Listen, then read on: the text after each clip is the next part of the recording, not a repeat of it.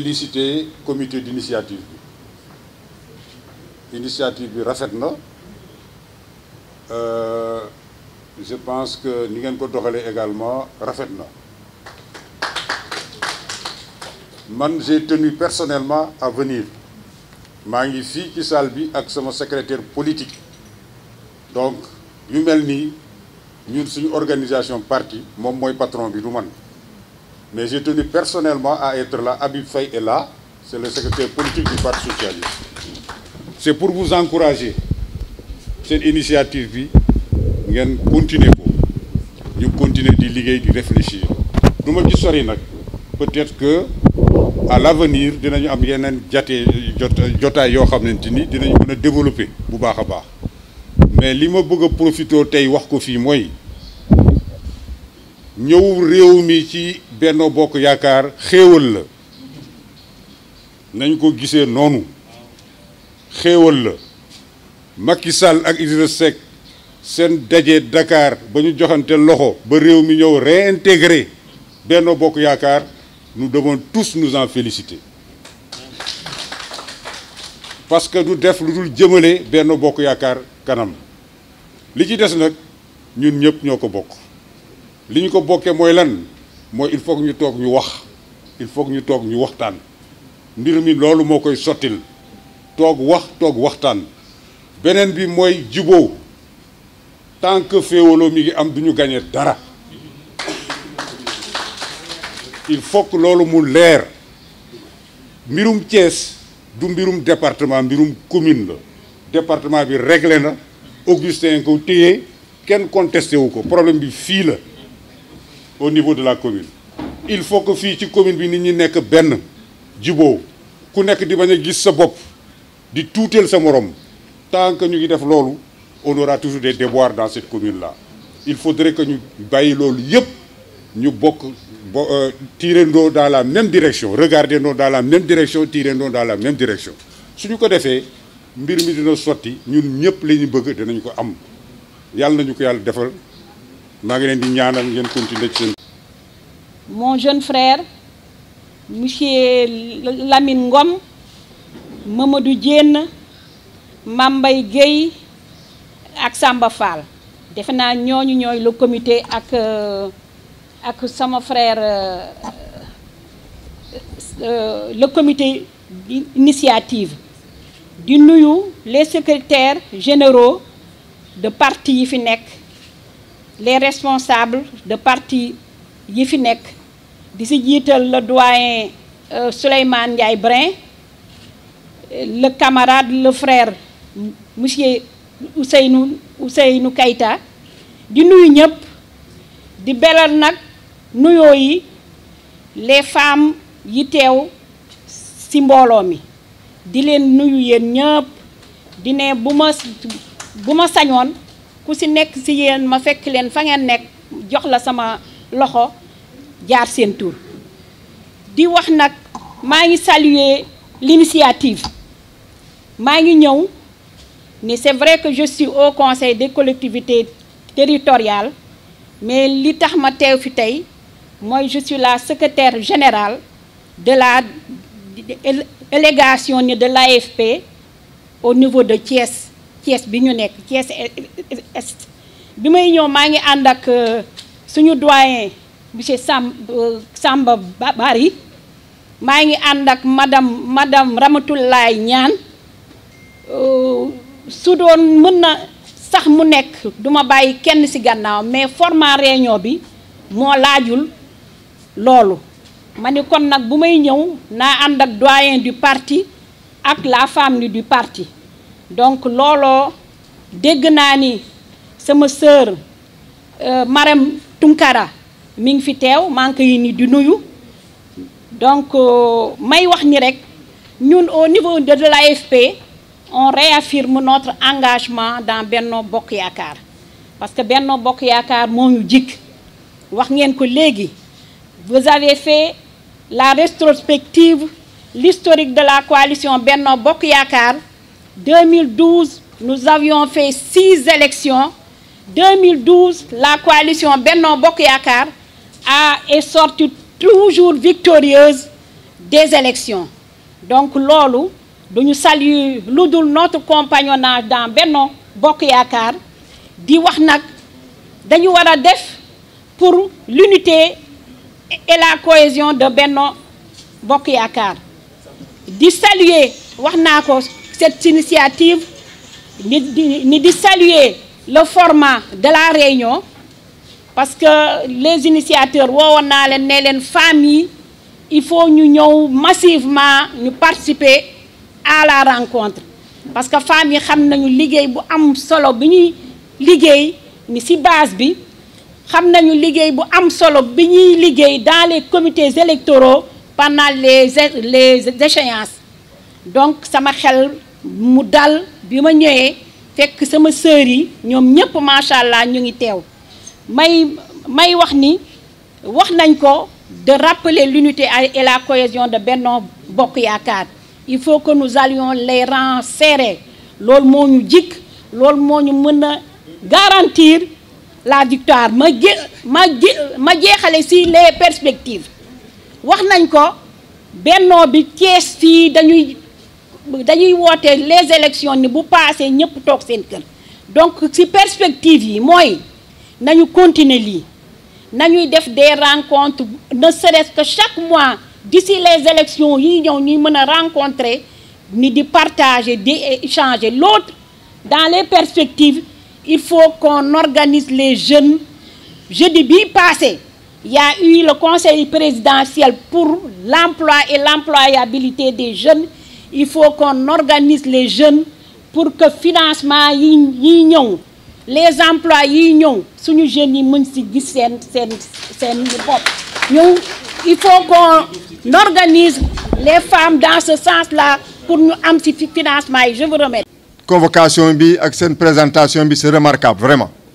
man daal loolu laa bëggoon wax loolu mooy sama sentiment je suis très content très admiratif par rapport à ce que vous êtes en train de faire merci. asalaamaaleykum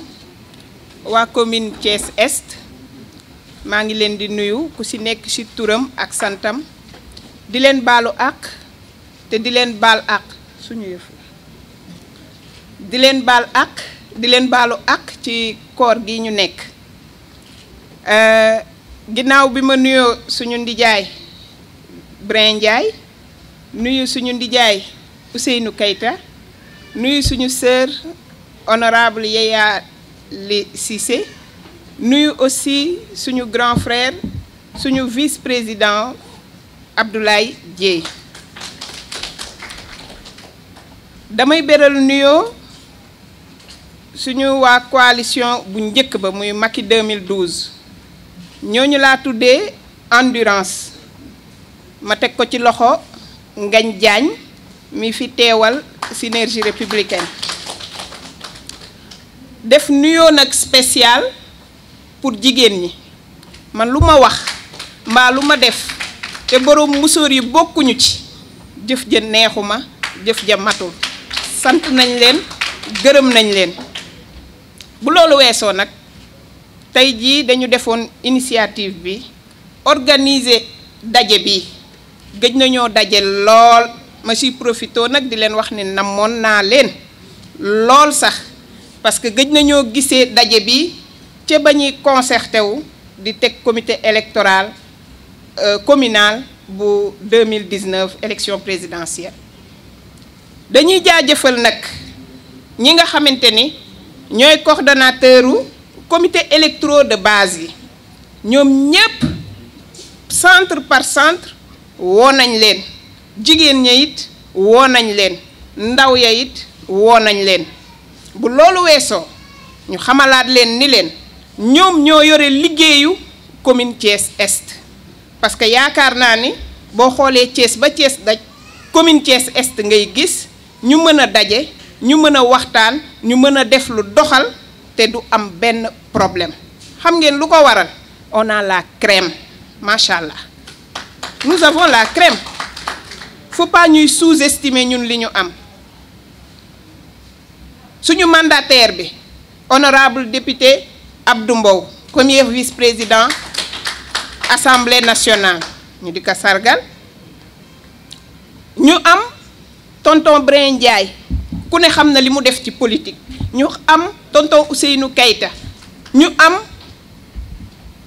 Mamadou Diène, le réseau des enseignants mënoo ko wax Thiès te waxoo ci Mamadou Diène. ñu am ku marqué ndaw ñi muy Lamine Ngom, ñu am Moustapha Diouf, ñu am Mati Senghor Bey, ñu am madame Sané mi ci groupement yi, ñu am Mame Diarra, ñu am ñii ñëpp fii toog ñun nous avons la crème. ñu am aussi suñu vice-président coordination dañ koy saluer sargal ko muy le monsieur Abdoulaye Dieye.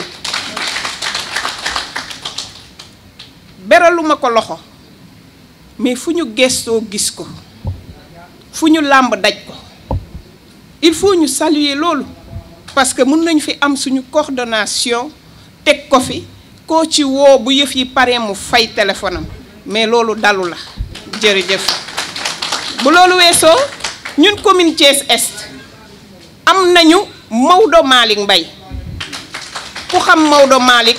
xam ni ragalul daray presse. kon ñun on a la crème dans la commune Thiès Est. sama kàddu tey fi ma koy accentuer mooy damay ñaan ñun ñëpp main dans la main ñu def de la commune Thiès Est la commune phare du Sénégal. commune boo xamante ni bu élection yi taxawee kenn du dégg ni coow nañu, kenn du dégg ni werante nañu, kenn du dégg ni am nañ problème. ñu tàppe xol yi dès maintenant joxonte loxo main dans la main. lii nag tey c'est une grande première bii mooy bu njëkk bi mais on va passer par la suite à un séminaire boo xam ne dañuy diviser góor ñi fii jigéen ñi fii ndaw ñi fii ñu def des ateliers amener une feuille de route boo xam ne moom la ñuy dérouler ci biir commune Est bi. c'est la commune témoin de tout le Sénégal kon commune bii dafa war a joxe le bon exemple. c'est le moment ou jamais. élection yi jàppaguñ date mais ñun nañu fekk pare bu ñu xaar bañ ni suba la bu ñu xaar bañ ni ginnaaw suba la ñuy daw di woote fii wala ñuy génn fii wala ñuy dugg fee. centre de vote yëpp dinañ ko wër te dinañ def séminaire bii njëkk mooy dinañu daje toute une journée bu jaree tout un week-end ñu def des ateliers parce que produit bi ñuy may ndam ci biir commune Thiès Est bi ci yéen lay jóge yéen comité électro de base yi man yéen laay waxalaat gis nga ñi ci kaw dooleel ak jàppale accompagner lan ñuy def mais liggéey bi ñun ñii ci suuf la kon war nañoo mën a toog ñu waxtaan dajaloo génne suñu xel parce que démb rek wax naa ko ci benn émission nee naa li ci xelu jigéen ñii ci suuf jigéen ñi ñu teg ci ginnaaw li ci seen xel bis buñ ko génnee élection du sax xaar dañ koy dóor mu daanu. bu loolu weesoo ma bañ a guddal ndax xëy na kàddu yi ak sekkeen yi jaween yi xiif nañu ma tënk foofu wax bi di rafetlu encore une fois monsieur Samba Fall sa modération bi neex na sedd na xol te équilibré na jërë ngeen jëf.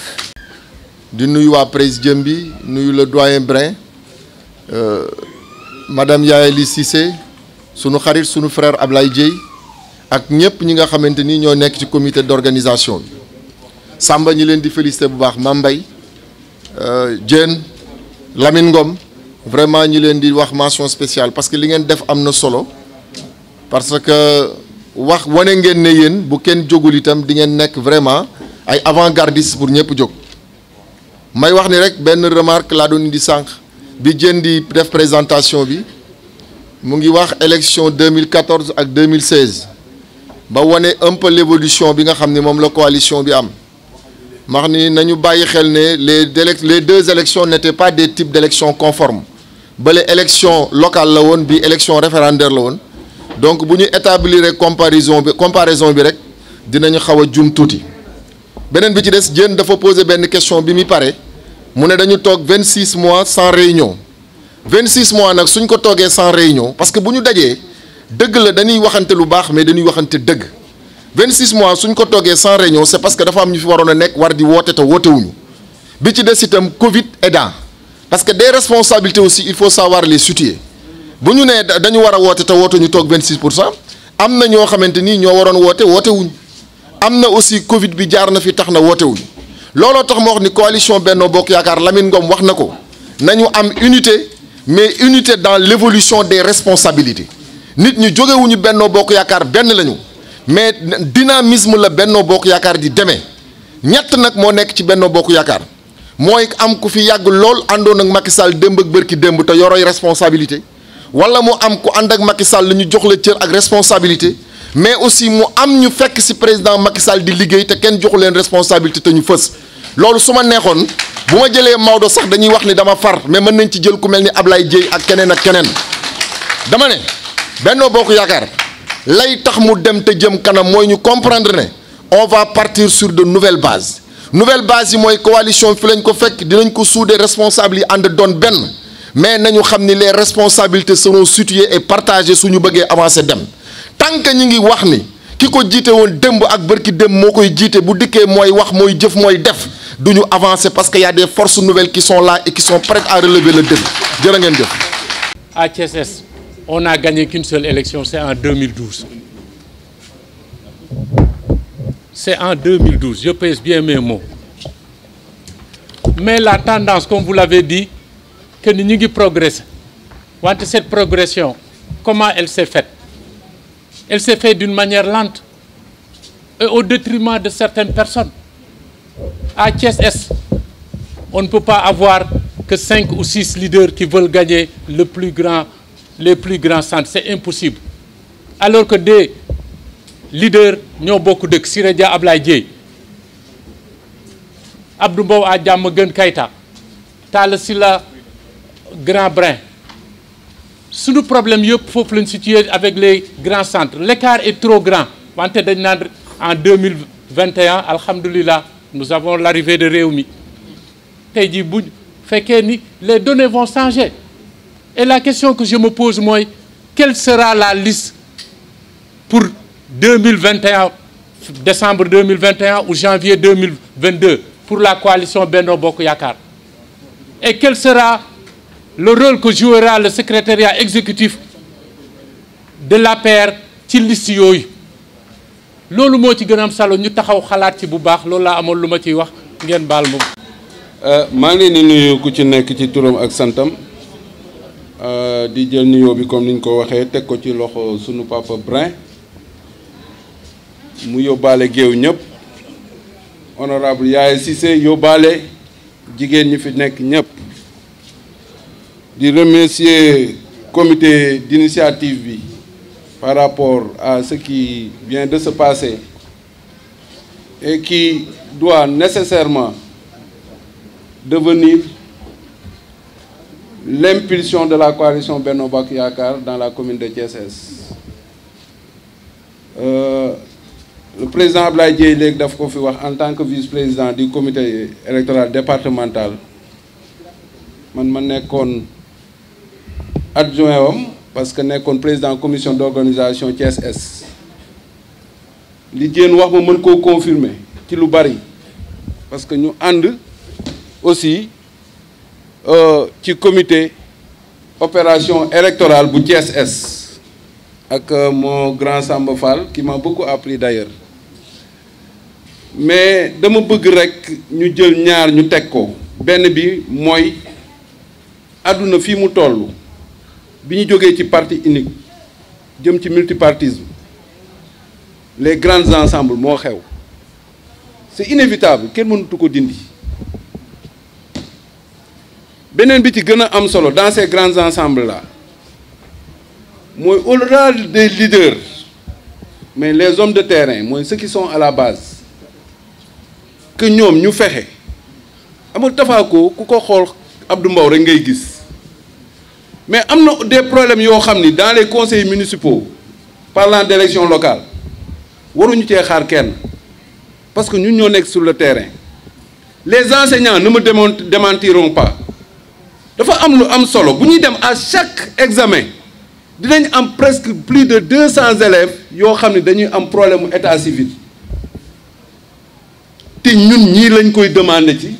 ñuy dem di ko lijjanti di ko lijjanti ñuy fexe xale yooyu di def examen. Le problème par exemple qui se trouve à Thiès-Est bi ñu bokk ñëpp xam ko muy Darou Salam R102 inaccessibilité bi fa am mais ñun ñoo ko mën a régler ñun ñi nekk à la base. Donc prenons nos responsabilités, parlons avec nos leaders xam ni li ma wax les grands ensembles mooy sunu njëriñ ñun maa ngi leen di sant encore une fois di leen gërëm. di féliciter comme ni ko ñëpp defee waa comité d'initiative bi vraiment li am na solo ndax ay nit suñu bokkee ci kuréel dañoo war a daje di dajale daje bi moo tax ñuy wàccoo xalaat dajale bi mooy suñu amee ay yenn soxla yi ñu mën koo faj xam naa ne comme kàddu gi dafa xaw a gàtt te waxtu bi dafa jot li mu ci wax du bari dinañ amaat yeneen occasion yoo xam ni xëy na dinañ mën a gën a indi yeneen idée li ma doon wax rek mooy que suñu coalition bi dañoo war a xalaataat ban façon tëddin la ñu war a tëddee parce que coalition boo xam ni ànd élection rek la ñuy ànd c'est une coalition électoraliste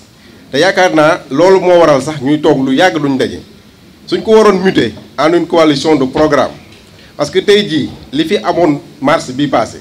ñuy wax affaire emploi des jeunes ay émeute am fi lu nekk am na fi tey suñu amoon ay programme alternative yoo xam ni chaque jour su problème amee ñu mun ko proposer président wala proposer gouvernement yaakaar naa dinañ fexe ba coow yi am nga xam ne moo am ci ndaw yi dinañ ci mën a jógee mais su dee élection ba élection la ñuy daje rek yaakaar naa on n'est pas encore prêt à régler les choses Salif Dia posé na fi question bu am solo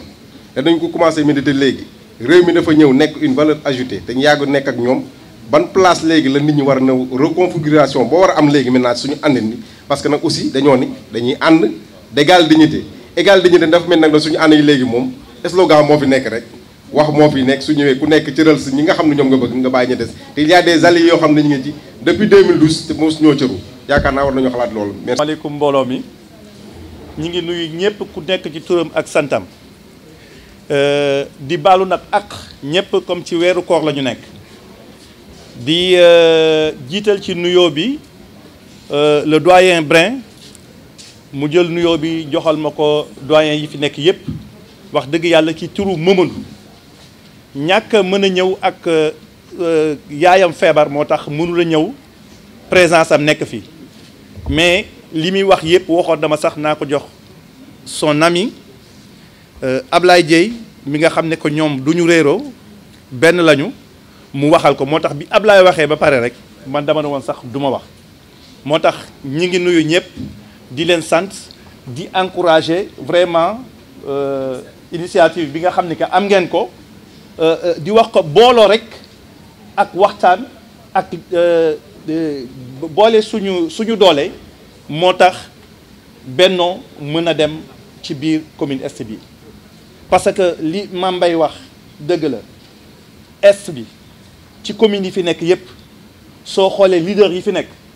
crème bi ci est la nekk kon boog mën nañu ay tête ñoo fi nekk ñoo xam ne suñu waxtaanee ñoo xam ne ku nekk war na mën a diriger est bi mais suñu waxtaanee danañ mën a xam ku nekk li nga mën a téye ak ku nekk li mën a dem fii ci Thiès kon boog daal ñi ngi gërëm ñëpp di nuyu tout le monde di leen encourage ci initiative bi di wax ne que ñu ngi def une coalition forte pour que le Benno mën a dem suñ ko deful duñu dem. waaw di profiter ci occasion bi tamit di baalu wax ku si nekk si ñun ak fi nekk si weeru koor bu sell bu nekk leen wax déwénati fekk leen déwén waaw tamit di féliciter waale le comité d'initiative si initiative bi ngeen jël histoire de nous convoquer ici pour mieux échanger et partager sur la vie du parti en plus tamit revoir les modalités de notre compagnonnage avec les alliés ici présents di leen jaajëfal tamit di rafetlu waaye seen teewaay tamit fii les présidents des mouvements de soutien ainsi que le représentant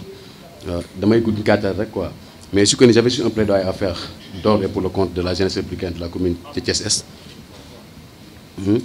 parce que ñu boo xoolee ay ndaw la ñu ngi ci parti bi depuis léegi te en plus tamit on a fini par montrer nos preuves boo xoolee depuis 2012 ba léegi ñu ngi ci parti bi récemment on a participé massivement à l'élection du président Macky Sall le président lui-même il avait dit lorsqu'il était à Thiès que ni il fera de sorte ndaka lay def ba xool nu mën accompagner ndawu Thiès mais booba léegi tamit on a l'impression que ni xam nga nos responsables politiques au niveau de la commune Est ont à un moment donné montré leurs limites face aux vraies préoccupations de la jeunesse parce que tamit boo xoolee tey ñun ñii nekk ay ndaw nekk ci parti bi pour ñu gis sax benn responsable bu mën ko jàllale suñuy doléance c'est tout à fait un problème waaw depuis élection présidentielle ba léegi pour nga jot ci kenn problème la gis ñu leen dégguñu leen Lamine Ngom il peut témoigner cela dañuy dem ñun ndaw ñu parfois au niveau des réunions de coordination départementale des jeunes mais dañuy gis ne tey bu fa demee ñun ñoo fay gën a ñàkk gëdd bi ñuy jox parce que boo xoolee ci ndaw ñu fay ñëw sax boo xoolee côté est jeunes yi fa nekk ñoo kenn amu ci liggéey boo xoolee au niveau de la commune ndaw yi fa nekk ñëpp ñu fi nekk dans la salle du kenn ko am liggéey au niveau de la salle te bu ñu demee si yeneen commune dañuy gis que ne yenn jeunes yi parfois seen responsable dañ leen jàppale bu dee financement ñu bénéficier mais ñu à notre niveau gisuñu dara te amuñu tamit benn responsable boo xamante ne tey dina ñëw taxaw ñun di ñu mën a porter suñu doléance au niveau du président de la République Macky Sall waaw de ce fait donc mën doon ñaan à ce que yéen tamit yéen les leaders ñi nga xam ne yéen fi nekk non bu ma waxu la quoi jàpp si rek ñu wax quoi parce que dañ bëggoon à ce que suñuy préoccupation ngeen gën ko prendre en compte dans vos travaux te lii tamit lu ñuy rafetlu la quoi bu war a fi yam mais de ce fait bu fekkee tamit xam nga yéen a ngi faral def ay daje mel tamit ndaw ñi seen i vraie doléance ngeen koy prendre en compte ndaw ñi xëy amuñu liggéey ndaw ñi amuñu xëy du financement du dara lu parti bi doo xam ne da koy joxe ñu si gis suñu bopp on voit que dans les autres partis les alliés ñu ngi def le tout pour assurer di insérer le maximum de leurs jeunes dans l'administration mais ñu à notre niveau du dara di leen ñaan noonu si côté boobu noonu pour mën a gën a jàppale à ce que suñu doléance àgg au niveau du poste nga àggale ko quoi di jéego tamit si kàddu bu fekkee lu si dëgg rek. am na ñoo xam ne xamuñu ko il faut que ma présenté wu je suis la responsable des jeunes de la commune Thiès-Est je suis la responsable des jeunes de la commune aussi et la responsable des jeunes de la région loolu am na ñenn ñoo xam ne xamuñu ko dama ko bëgg leeral fii fépp boo xam ne gisu leen ma fa rek damaa yëgul su ma yëgul nag mënumaa teew mais gëm naa Moustapha Niasse gëm goo xam ne ni mu gëmee président Macky Sall gëm goo xam ne noonu laa gëmee aussi mouvance présidentielle bi ak Benno Bokk Yaakaar bi ak képp leader boo xam ne aussi yaa ngi si biir loolu laa doon jox kàddu yi du sori parce que mënuma li ma bëggoon développer yëpp mënuma ko en 2014 j'avais dit comme li ma mbay miy wax nii ni leen Thiès-Est yàlla daf ñu may chance boo xam ne ñu bëri dañ fi nekk yàlla moo ñu cërale loolu kon nag suñu joxantee loxo initiative bi ñu continuer ko liggéey ko ni ñu war a liggéey yaakaar naa gagné nañu ñun élection yi ba pare gagné nañ ko ba pare Diène maa ngi lay féliciter ci exposé bi leer na naññe kon li ma siy dolli ci idée bii nga xam ne idée bu rafet la moo juddu mooy fi nga xam ne foofu la ñu faaye ñu jéem fa suqat may ko doole mën a gagné